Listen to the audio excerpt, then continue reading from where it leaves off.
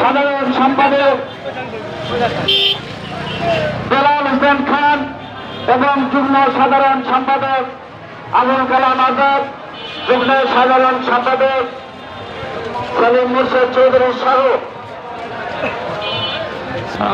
পান্ডায় উপজেলা বিএনপির সাংগঠনিক সম্পাদক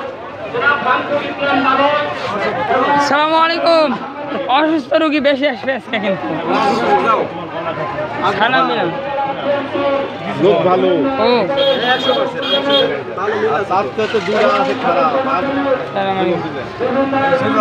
হ্যাঁ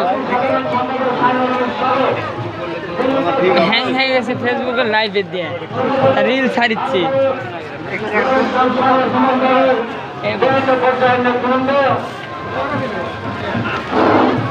বাজনা লেল চলে গেবে। আমাদের মাঝে উপস্থিত স্বেচ্ছাসেবক দলের নেতৃবৃন্দ, ছাত্র দলের আহ্বায়ক সহ সকল পর্যায়ের নেতৃবৃন্দ, কৃষক দলের আহ্বায়ক সহ সদস্য সচিব সহ ভারপ্রাপ্ত সকল নেতৃবৃন্দ, স্বেচ্ছাসেবক দলের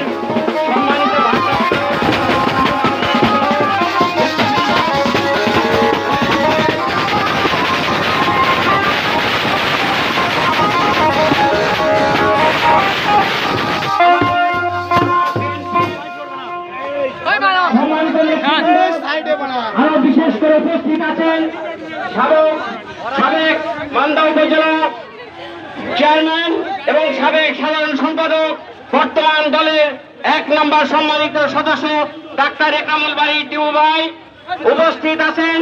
সম্মানিত শ্রমিক দলের সভাপতি সেক্রেটারি সহ সকল মুজাম্মেল হক মকবুল ভাই সহ সকল পর্যায়ের নেতৃবৃন্দ উপস্থিত আছেন। আমাদের থানা বিএনপি দলের শাখার সম্মানিত ছাত্র দলের সভাপতি সেক্রেটারি সাংগঠনিক সহ সকল পর্যায়ের নেতৃবৃন্দ, উত্তরা কলেজ উপস্থিত, নওগাঁ টেক্সটাইল ইনস্টিটিউটের সম্মানিত সভাপতি সাধারণ সম্পাদক সাংগঠনিক সম্পাদক সহ সকল পর্যায়ের নেতৃবৃন্দ, মান্দা মোমিন শাহ সরকারি কলেজের সম্মানিত ছাত্রবৃন্দ, সম্মানিত ভাইরা, আমি ছাত্র দলের নেতৃবৃন্দ, বিভিন্ন অঙ্গ সংগঠনের সিনিয়র নেতৃবৃন্দ, আহ্বায়ক অথবা সভাপতি, তাদেরকে মঞ্চের কাছে আসার জন্য বিশেষভাবে অনুরোধ করছি।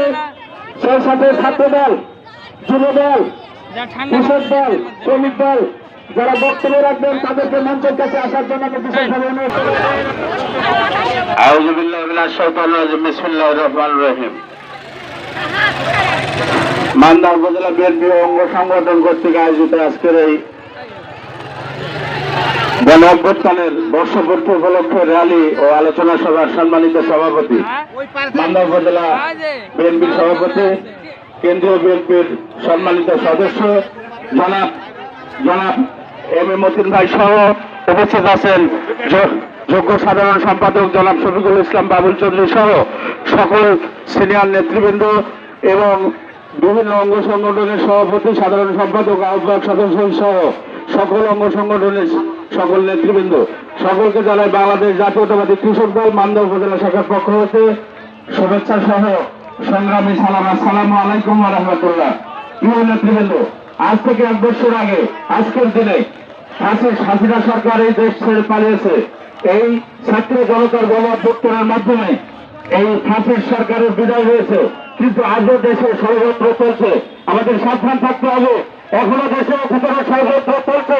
এই হাসিনার দেশে এই প্রেসিডেন্ট, এই প্রধান সেনাবাহিনীর প্রধান, এনারা আজও ষড়যন্ত্র লিপ্ত রয়েছে।